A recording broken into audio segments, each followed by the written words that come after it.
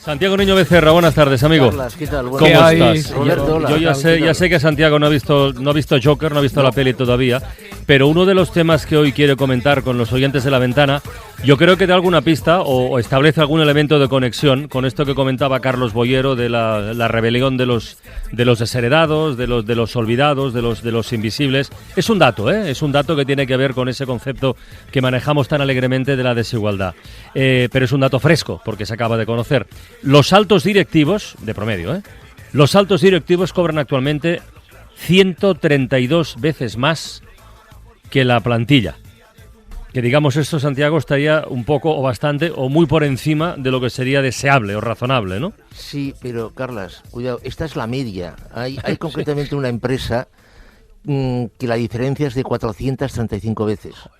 Y perdona, en Estados Unidos hay empresas que están en 860 veces y en 1200 veces. A ver, de todas maneras... ¿Pero esto significa que cobran mucho los altos directivos o que cobran muy poco los trabajadores? ¿O las dos cosas? Es que aquí voy. Es decir, a ver... A mí que me digan que, no sé, el señor Galán el año pasado ganó 6,5 millones. A ver, a mí esto no me dice nada, es decir, porque hay una junta de accionistas, es decir, este señor no se ha puesto la remuneración él. Comité de retribuciones, ha sido aprobada, etcétera. Es decir, mi pregunta es, en Endesa, ¿todo el mundo tiene una remuneración en línea con el valor que aporta? O sea, la respuesta es que sí. Es decir, porque se ha hecho una valoración de puestos de trabajo, etcétera, y la remuneración está en línea con lo que cada persona aporta. Yo no tengo ningún problema con que este señor gane esto. O sea, es decir, mi pregunta no es tanta, mi razonamiento va por el lado de que no es tan importante la diferencia de veces, o sea, las veces que la remuneración más alta supera al trabajador medio, sino si todos los trabajadores de esa empresa en concreto están correctamente remunerados. Está muy bien eso, porque no es quedarnos en el titular, sino buscar otros ángulos para la mirada, ¿no? Sí, exacto. Eso me parece muy interesante. Porque fíjate, otro dato de estos días también, ¿no? Más de la mitad, tampoco es ninguna sorpresa, más de la mitad de los españoles con problemas para llegar a final de mes.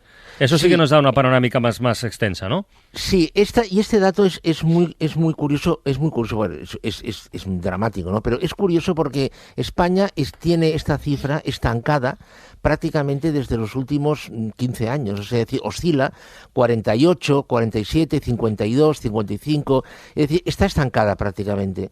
Claro, esta cifra o este porcentaje tiene que ir acompañado de otros. Por ejemplo, que el 16% de los trabajadores en España son pobres. Ya, es que estos son datos del informe Estado de la Pobreza 2019. Claro.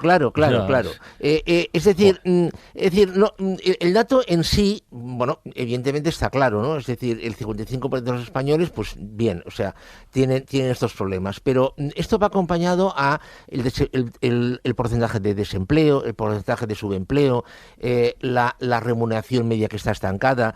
Desde el año en términos reales, la remuneración media en España ha subido prácticamente 3 puntos desde el año 2007.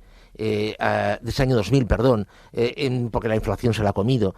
Es decir, son estas cosas que leídas todas, o todas unas, puestas una a continuación de otra, nos llevan a la cifra que tú has dado, o al porcentaje que has dado. Y a un estado de ánimo mejorable, ¿verdad? Leídas una detrás de otra. Hombre, evidentemente, claro, sí. Es decir, pero por el lado de la explicación yo voy. O sea, es decir, que este porcentaje del 55% es consecuencia de todo lo otro. Y además con una perspectiva como bastante cercana, que no invita tampoco ni al optimismo ni a lanzar cohetes, porque no. Lo que ha dicho esta semana la Comisión Europea, al próximo gobierno, al que salga, sea quien lo presida y los partidos que lo integren o el partido, le espera tener que aplicar un ajuste de ¿cuánto, Santiago? De 7.000 millones. A ver, pero esta cifra, pero Carlas, aquí ya hemos también hablado de esto. ¿Tú te acuerdas que comentamos antes de que se disolviera el Parlamento y se convocaran elecciones, que ya se había dicho que en los próximos 2 años el gobierno que fuese tendría que encontrar 12.000 millones, ¿te acuerdas? Sí, bueno, pues, perfectamente. Estos 7.000, que en realidad no son 7.000, son 6.800 y pico, pero bueno. Bueno, me tranquilizas. Sí, exactamente, claro, sí. Estos 7.000 millones son parte de esos 12. Es Es decir, la historia completa son 12. Entonces, claro, esto viene por el lado, o esto viene acompañado por el lado de lo que ha contestado la Comisión Europea, que es saliente, a la señora ministra, que también es saliente, todo indica que si el señor Pedro Sánchez vuelve a ganar las elecciones, la señora Nadia Calviño volverá a ser ministra de Economía. Pero bueno, de momento es saliente, ¿no? Entonces, ¿qué le han dicho? De los ingresos no hablemos, porque claro, como estás en funciones, pues no podéis fijar impuestos, vale, de acuerdo. Pero claro, es que el gasto público que nos estás presentando aquí supera 4 veces el compromiso que tú habías hecho. Y de esto se habla más bien poco, pero bueno. No se habla nada. Exacto. No, es que perdonad. Estamos ya en precampaña y de economía no se habla. Sí. Y yo creo que se va a hablar nada en la campaña. Bueno, Santiago, antes de cerrar la ventana de los números, una pregunta que exige casi un sí o un no. Esta semana se ha completado el vuelo más largo de la historia, ¿vale? 19 horas, 16 minutos, Nueva York a Sydney.